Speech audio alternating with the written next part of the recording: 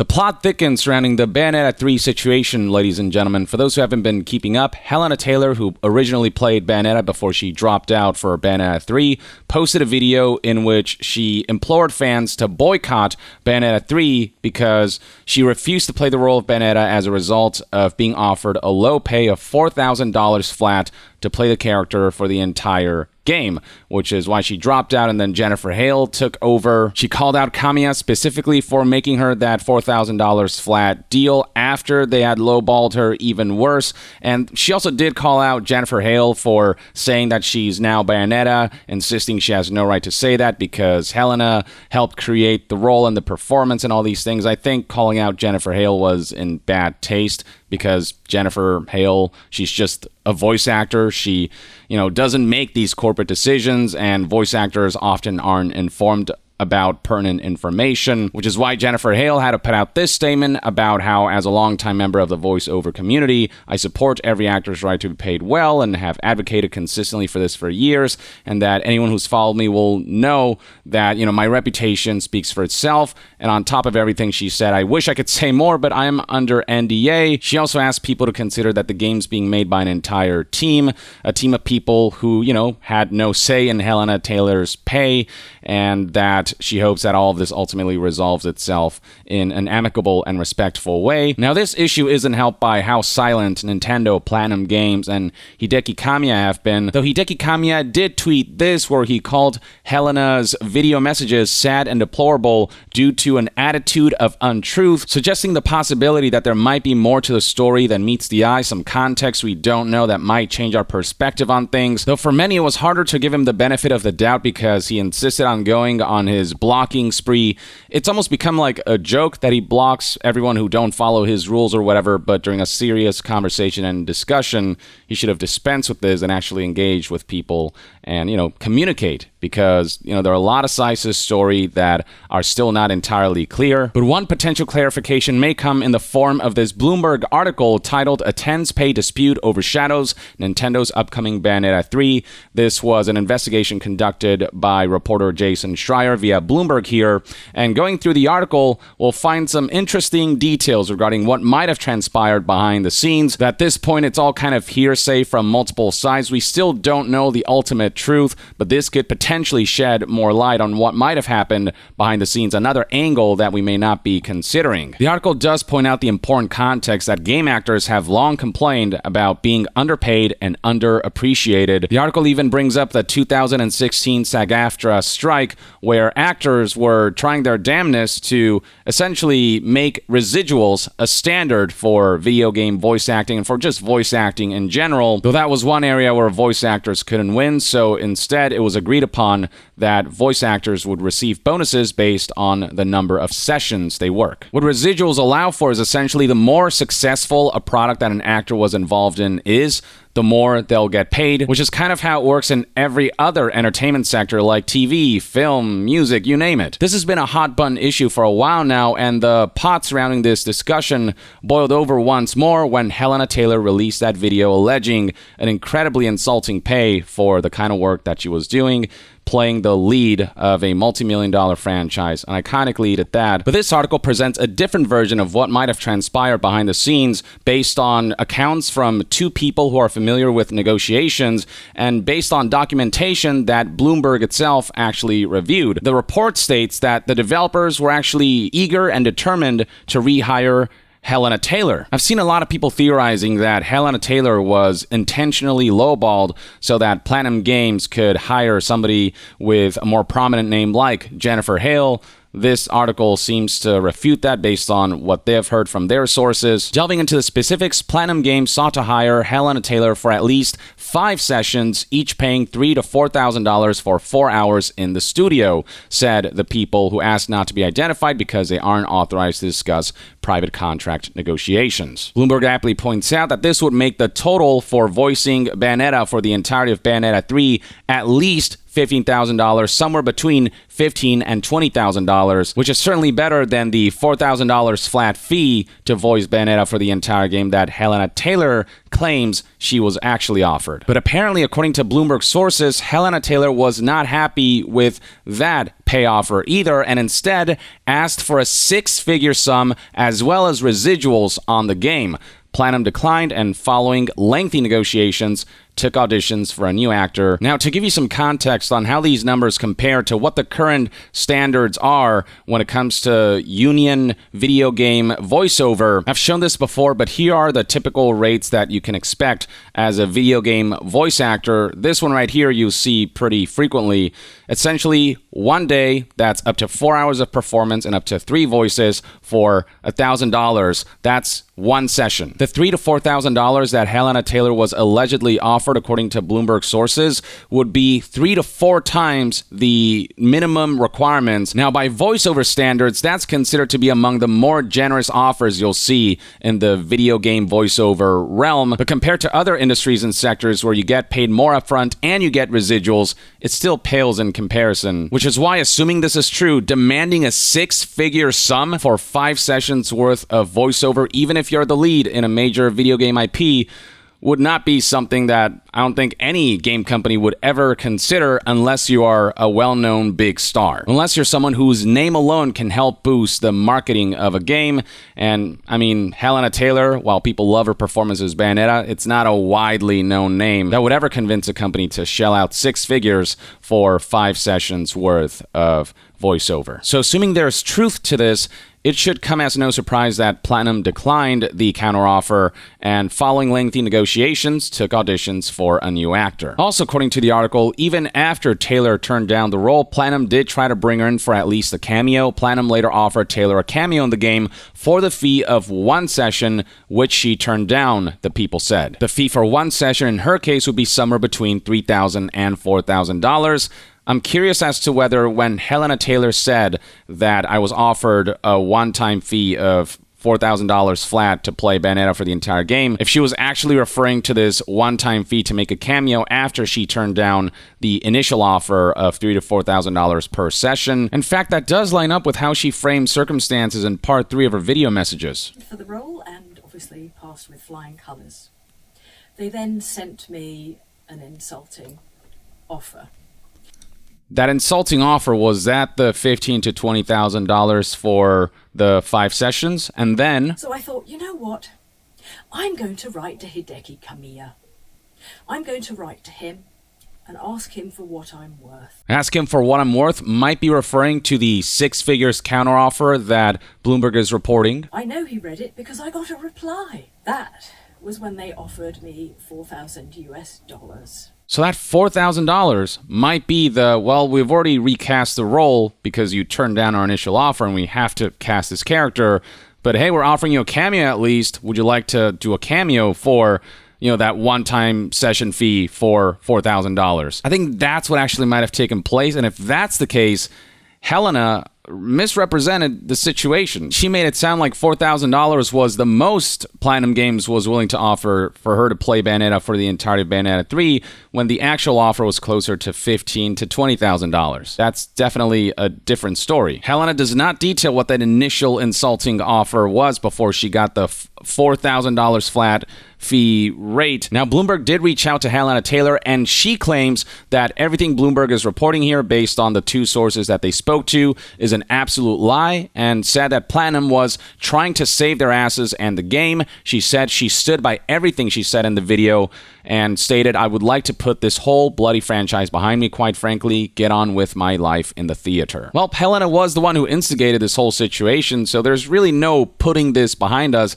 until we hopefully figure out exactly what happened behind the scenes. I wasn't there at Platinum seeing all this transpire, so I couldn't tell you one way or another who to side with or whatever, though the fact that Jason Schreier and Bloomberg were confident enough in the information that they received from their sources to publish this article, not only based on the account of these 2 sources, but documentation they reviewed, might lend this story credence. Perhaps there is something to what Hideki Kamiya said about an attitude of untruth.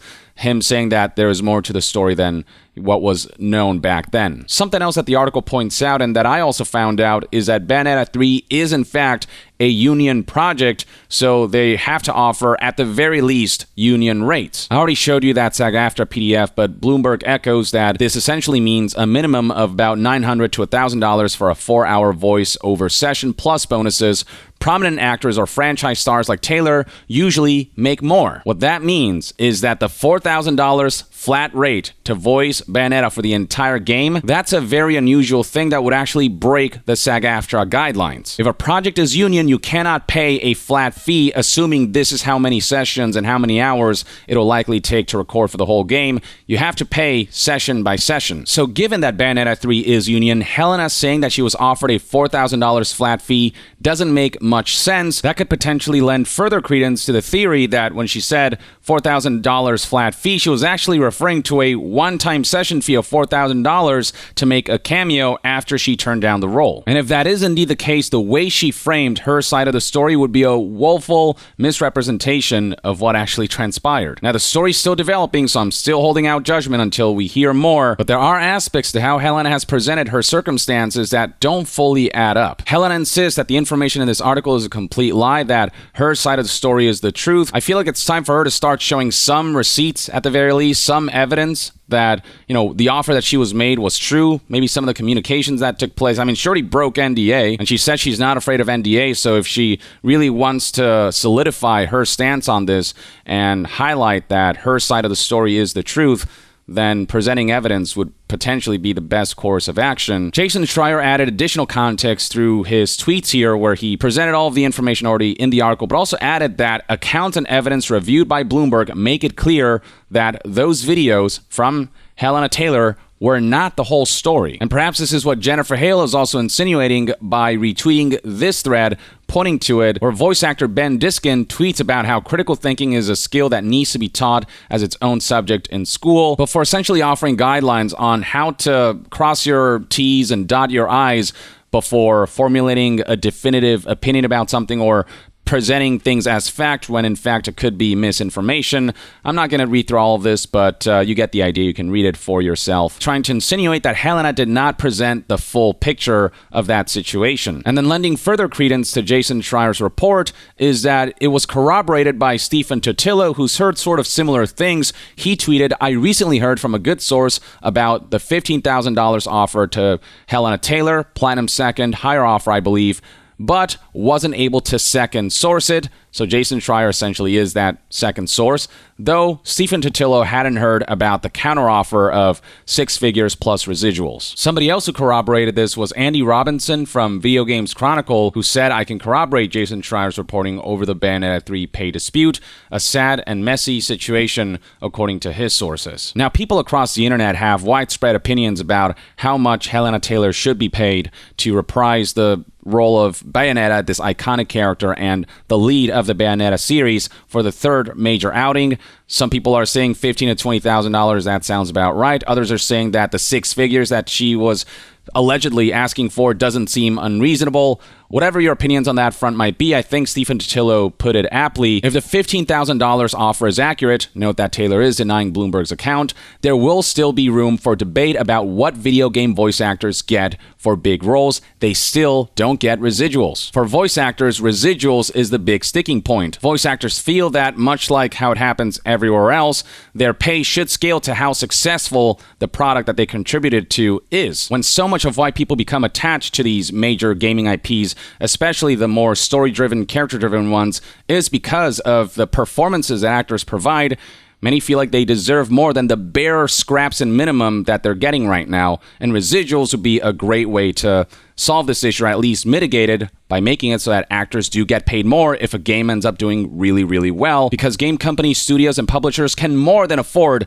to pay their actors more. Someone else who put it aptly was Daniel Ahmad when he tweeted, "I hope that whatever the outcome of this situation is, it doesn't take away from the actual discussion that should be taking place about unfair compensation across the voice acting and voiceover industry and how residuals need to become industry standard." I couldn't agree more. Regardless of how all this pans out and who's being more truthful, the fact remains that voice actors are currently woefully underpaid. That's why many voice actors' first reaction to Helena's video messages was, "Oh yeah, that sounds about right," or "Yeah, I've experienced something very similar." The fact remains that the floor of how voice actors are compensated is way too low, and that the video game industry needs to do better, because they make so much freaking money, especially out of the AAA games, and for actors to get a fraction of a fraction of a fraction of a fraction of that is just insulting, especially when we're talking about actors who play these significant roles that majorly contribute to people's emotional attachment to the game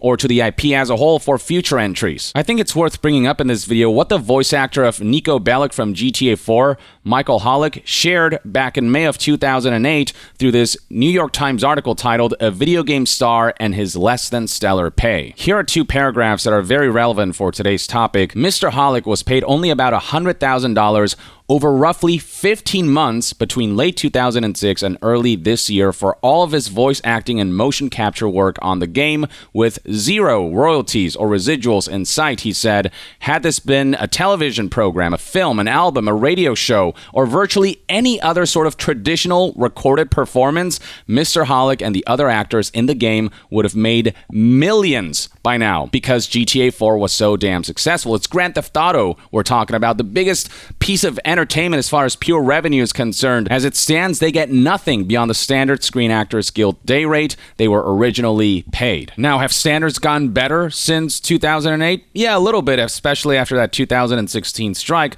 but not by a whole lot. So yeah, I do think that these are discussions that need to continue to happen, especially when it comes to video games, an industry that makes more money than the film industry does. Game companies have the money and resources to pay actors more, to pay them more reasonably. They just choose not to, and the union standards being so low doesn't help matters either. Now, putting all that aside, when it comes to the topic of Bayonetta 3 and the controversy going on there, yeah, a lot of mixed messages, some additional information that is absolutely worth keeping in mind as this story continues to develop. I do want to see if Helena Taylor responds to what this article presents, because the ball is in her court now, and I feel like it is time for her to provide more evidence beyond just these video messages. You know, show some of the communications that happened that potentially prove that you were in fact offered a $4,000 flat fee to voice Bayonetta for the entirety of Bayonetta 3. I'm all for fighting for higher rates, but even that fight has to be fought right. It cannot be fought through misinformation